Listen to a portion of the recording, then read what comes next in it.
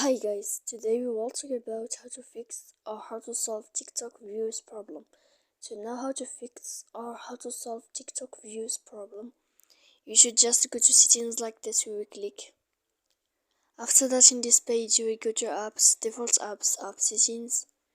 When you will see this list, you will go down to find the application of TikTok and you will enter. Then in this page you should go to force stop.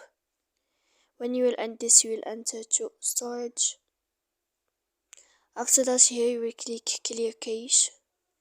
Then you will go to click clear data. And when you will end all this, you can turn off your Wi-Fi.